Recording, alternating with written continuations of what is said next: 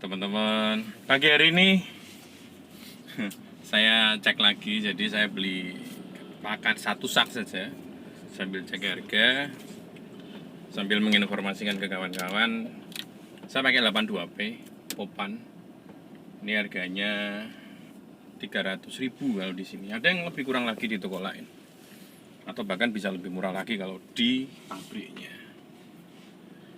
Saya tanpa campuran dulu ya. Saya tanpa campuran, jadi pakannya murni. Nanti kalau kita uji coba yang ekstrim nanti aja. Saya akan menyiapkan uji coba yang ekstrim. Jadi seperti biasa kandang yang dekat dengan studio saya ini untuk coba-coba. Untuk coba-coba karena kita sebagai peternak itu harus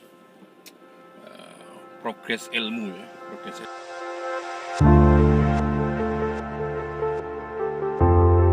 Oke, teman-teman. Jadi lanjut lagi karena tadi sempat pause dulu ya. Ternyata peternak Demak ini banyak yang tumbang ya. Tadi kita ngobrol sama yang di gudang. Itu memang ternyata tidak ada yang ngambil. Kayak P500 itu nggak ada yang ngambil. Hanya saya aja yang ngambil kemarin. Dan karena tidak ada yang ngambil lagi gitu ya, akhirnya tidak ada stok di toko itu. Tapi alhamdulillahnya 82P masih ada karena beberapa peternak yang masih hidup ya, itu ambil itu. Dan memang katanya, ini saya ngobrolnya bukan bos tokonya ya, tapi anak buah di gudangnya itu, supaya infonya itu lengkap. Karena toko itu terbesar ya kalau di tempat saya ya, di kota.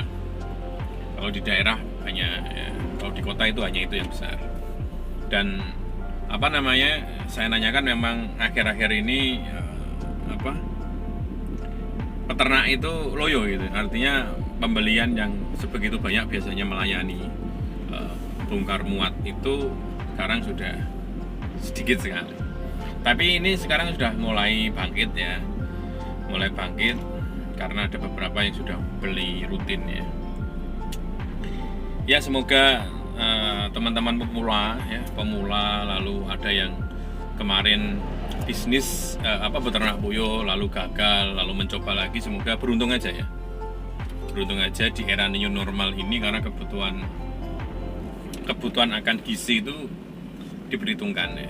Mungkin bisa coba dengan mengembangkan telur omega ya, telur orange ya, itu juga mungkin jadi salah satu alternatif ya, begitulah. Jadi kalau kita menjual telur, kalau memang ya saran saya, seperti halnya kita apapun usaha kita ya, kita harus lihat pasarnya. Kalau misalkan pasar menengah ke bawah, pasar pada umumnya ya, itu sudah banyak pemainnya, ya kita harus lari ke pasar yang lain yang di sana masih kompetitornya masih sedikit dan peluang bisnisnya masih menjanjikan. Saya kira itu teman-teman. Jadi itu saja ya. Kita akan ke kandang aja ya, nanti akan kita ke kandang karena kita sudah punya kemarin untuk yang menetaskan itu, kita ada sekitar 150-an, kita sudah pindah kandang 40 ekor ya. Memang sedikit ya, memang sedikit tapi memang ini untuk dicoba.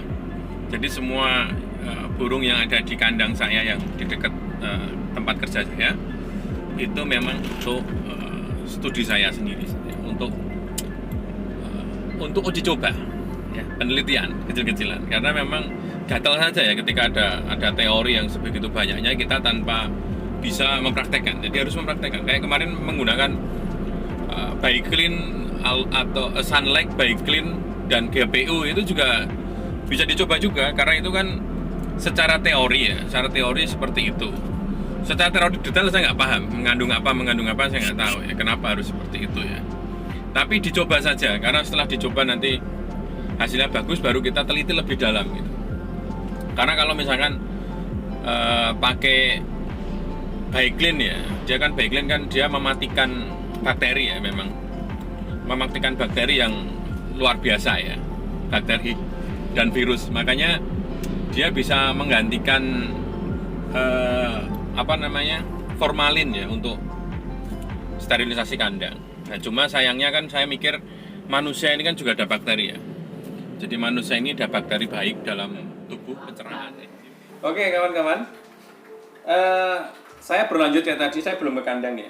Saya berlanjut ke yang pagi tadi, video yang kita bikin, bahwa sekarang ini kan banyak teman-teman yang sudah open nih ya. Kalau kemarin-kemarin mungkin ilmunya lagi diendam gitu ya. Sekarang pandemi, banyak orang share mengenai ilmu tentang peternakan, peternakan unggas, puyuh, ayam, dan lain-lain.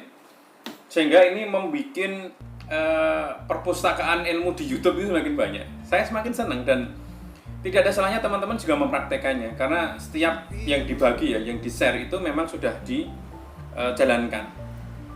Tapi teman-teman juga harus punya ini ya, punya pendapat sendiri, karena di setiap tempat, setiap lokasi itu akan berbeda karena kondisi geografisnya, kondisi suhunya, kondisi puyuhnya, jenis puyuhnya, kondisi air ya, dan lain-lain pasti berbeda. Untuk sterilisasi kandang dulu saya pakai formalin ya, formalin. Tapi ternyata banyak teman-teman yang menyarankan bisa langsung disemprot menggunakan beberapa bahan ya. Salah satunya ada yang menggunakan minyak tanah, itu juga ada. Teman-teman di Kalimantan ada sebagian yang menggunakan itu, ya nggak masalah karena memang sudah dibuktikan. Yang terakhir saya ketemu Mas Ivan yang menggunakan sunlight ya, sama GPU dengan kadar tertentu yang sudah di-share juga di video-video yang terakhir, dan tidak ada salahnya kita akan mencoba mempraktekannya, karena semua ilmu itu harus kita praktekkan, kita amalkan. Hanya sebuah omong kosong kalau kita hanya mendengarkan, kita hanya mencatat, tapi tidak ada aplikasi, tidak ada apa ya istilahnya, tindakan berikutnya. Jadi lebih baik kita praktekkan sambil kita analisis, kita analisa. Kalau memang pas ya dipakai, kalau enggak ya enggak gitu.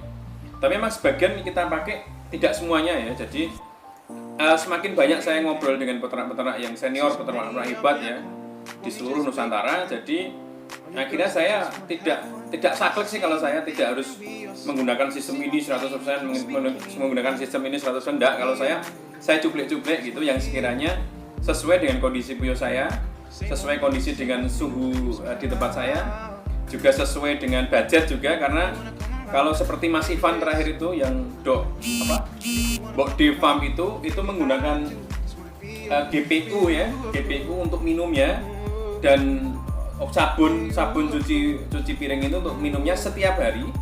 Kalau hitung-hitung kemarin ngobrolnya itu 1000 liter itu menggunakan sekitar berapa ya kemarin? Saya hitung-hitung mungkin Backlink ini ya 200 mili ya, sekitar ini ya. Ini harganya 5.000 ya. 5.000 terus sama Sunlight, lalu ada biaya perawatan yang lain. Tentunya akan sedikit lebih sedikit mengeluarkan ya budget yang kemarin nggak terpikirkan di sana. Tapi ada plus ada minusnya, seperti itu, semuanya seperti itu. Nah, kita ambil, kita copot, kita modifikasi, kita menyesuaikan dengan kondisi ekonomi kita, sesuaikan dengan kondisi suhu, kondisi puyuh kita. Kan tidak semua jenis puyuh sama ditembak rata, sesuai dengan kondisi pakan kita, sistem kita. Dan yang paling penting adalah konsistensi. Kalau kita melakukan puyuh itu jangan lupa konsisten ya, terus menerus. Dan perubahan-perubahan itu tidak yang ekstrim, misalnya merubah kasih makan, merubah cara meramu atau mencampur pakan. Di dalam kondisi burung masih produktif itu jangan, eman-eman. Tapi kalau misalkan hanya sterilisasi, terus kita mau memperbaiki airnya supaya lebih bagus, ya tidak ada masalah. Karena pasti burung pun nggak akan kaget dengan sistem itu. Ya, tapi lebih enaknya kita praktekkan saja. Nanti bagus atau tidaknya saya nggak tahu. Yang paling penting kita praktekkan. Nah, kita nanti sambil belajar. Jadi kalau kita hanya di kampus, kita hanya membaca teori saja, ujian hanya ujian tertulis kayak gitu, kita sebagai peternak ya lebih berat sebenarnya. Selain kita belajar teori, belajar dari teman-teman yang lain, juga kita wajib untuk mempraktekannya, karena memang ya kita kerja nyata ya. Seperti itu, nanti sambil kita analisa ya, kita analisa nanti kalau misalnya terjadi masalah, kita bisa evaluasi. Gitu coy. Memang beda madzhab kadang dengan yang satu dengan yang lainnya. Yang pasti teman-teman tinggal berdaulat pada dirinya sendiri aja ya, sesuai dengan yang diyakini, dan menyesuaikan dengan geografis, menyesuaikan dengan jenis puyuh, menyesuaikan dengan lingkungan, menyesuaikan dengan budget, dan menyesuaikan yang sudah ada gitu ya. Jadi tinggal memaksimalkan saja gitu. Gitu aja teman-teman. Banyak yang nanya mengenai Mas bagaimana caranya gitu ya. Sebenarnya sudah kita bahas di YouTube, silahkan lihat di YouTube. Kalau memang tidak paham baru kita ngobrol lagi, kayaknya lebih bijak seperti itu. Oke, assalamualaikum.